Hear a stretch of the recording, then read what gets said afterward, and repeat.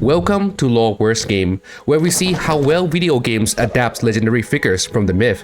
This time we'll be looking at Isis from Persona 3 Reload and the hidden overlap between her myth and Yukari's story. Our story today starts in ancient Egypt, where Isis was remembered as both the great mothers and the mistress of magic. She was the daughter of the sky god Nut and the earth god Skeps, and she grew up alongside her brothers Osiris and Set, as well as her sister Nephthys. From the very beginnings, Isis was joined with Osiris as his queen, while Seth became the partners of Nephthys. In time, Osiris rose to become the king of Egypt. He was credited with bringing agriculture, laws, and civilization to his people. Yet while Osiris built Egypt's golden age, his brother was already scheming in the shadows. Jealous of his brother's throne, Seth plotted to take power. He measured Osiris' body in secret and built a beautiful chest that would fit him alone. At the great banquet, Seth declared that whoever fit perfectly inside the chest would get to keep it as a gift. Osiris, not suspecting anything, stepped inside, and the moment he did, Seth slammed the lid shut, sealed it, and threw the chest into the Nile, leaving Seth free to seize the throne. To everyone else, the coffin was gone, carried off by the waters with no hope of being found again. But Isis refused to surrender. Out of love and loyalty, she kept searching, even when the task seemed impossible. Her search eventually led her to the city of Byblos.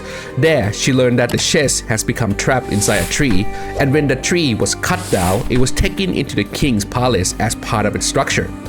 Once at the palace, Isis explained to the king what had happened, and he agreed to return the chest to her. So Isis had proven her loyalty, but when she seemed to succeed, the myth took an even darker turn. When Isis finally returned with the body, Set struck again. Enraged that Osiris might be restored, this time he cut the corpse into many pieces and scattered them across the land. Finding a single coffin has already been hard enough, but now Isis seemed to be faced with an even more challenging task. Yet for Isis, it became the next trial she was determined to face. Together with her sister Nephthys, she searched every marsh and every field, gathering the fragments one by one. In most retelling, they recovered everything except one part, the polos, which was said to have been eaten by the fish of the Nile. Even so, with her magic, Isis assembled her husband's body and breathed life into him long enough to conceive a son. That son was Horus, the falcon god who would one day rise against Seth to reclaim Osiris' throne and restore order to Egypt. However, because the part of him was lost forever, Osiris could not return to life. Instead, his path led to the underworld, where he became the eternal ruler of the dead. As for Isis, she was honored as a protective mother of the king, a healer of poison, and the mistress of magic. Her sacred knot amulet was placed on the dead for protection, and together with Nephthys, she was prayed to in tombs for safety on the journey after death.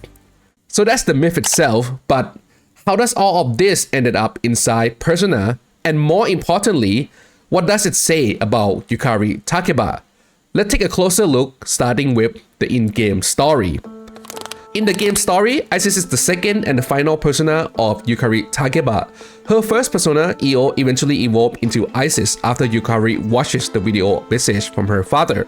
Now, in the most general sense, Yukari's story line up really well with the theme of Isis. Both of them show loyalty to the person closest to them. For Isis, that was Osiris, her husband. For Yukari, it was her father. And even though both relationships were tested by doubt and hardship, they never let go of that connection. They kept believing, and in the end, the faith paid off. I know one thing for sure now. I was right to believe in you. I'm doing okay. It took a while, but I finally got your message. There's also one other connection that is a lot more obvious.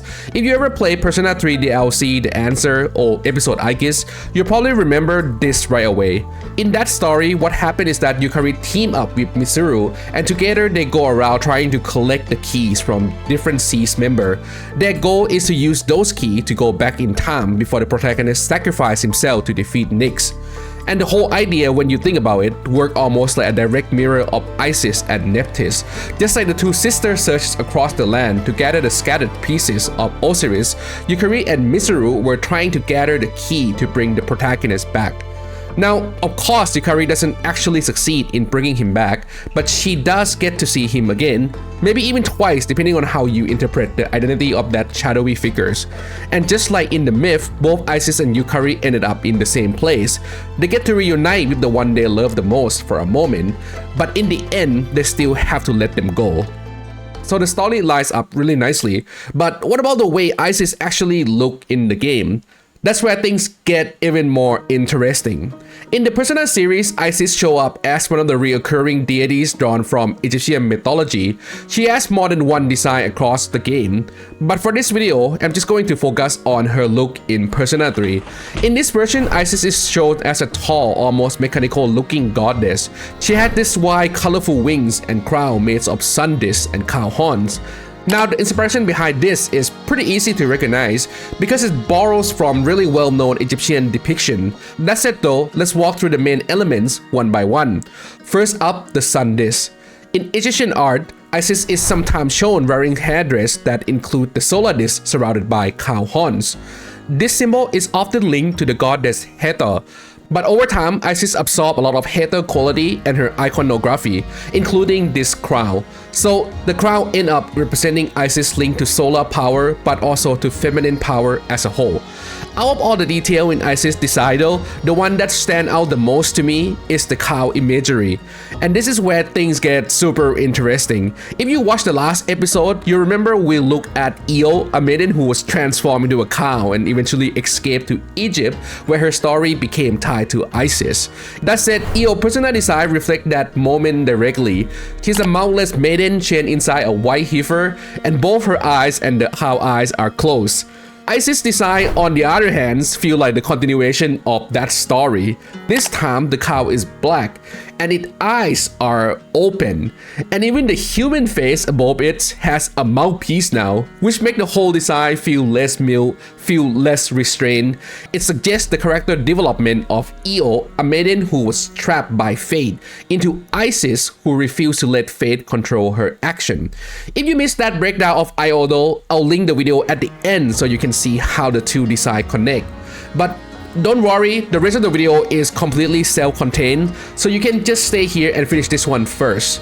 Now, the last big feature I want to talk about is the wing. Just like in Egyptian myth, Isis is shown with these large colorful wings.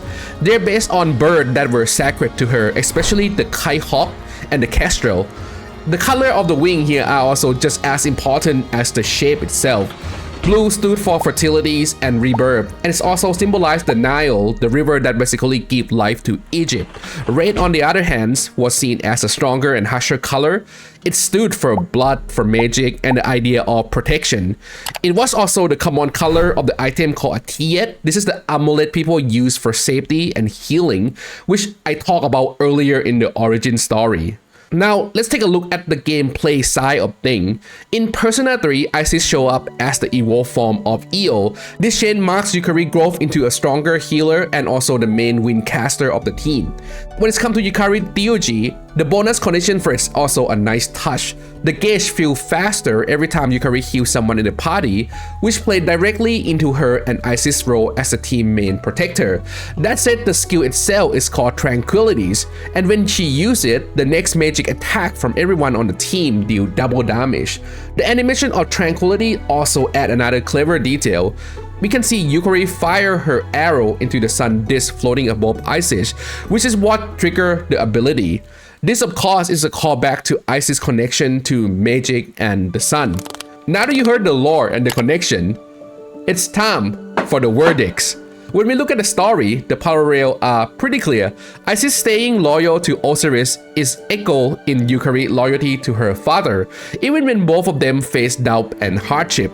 The myth of Isis searching across the land to gather the scattered pieces of Osiris also find a reflection in the answer, where Yukari and Mizuru try to collect the key. And in both cases, There's that same bittersweet pattern, a reunion for a moment, but also the acceptance of loss in the end. The design also leaned very closely on real Egyptian sources, the solar crown that comes from Heather, the cow imagery that continue Eo's story, and the wing colors with meaning or mesh symbol that Isis carried in Egypt. And in the gameplay, the same approach carries over.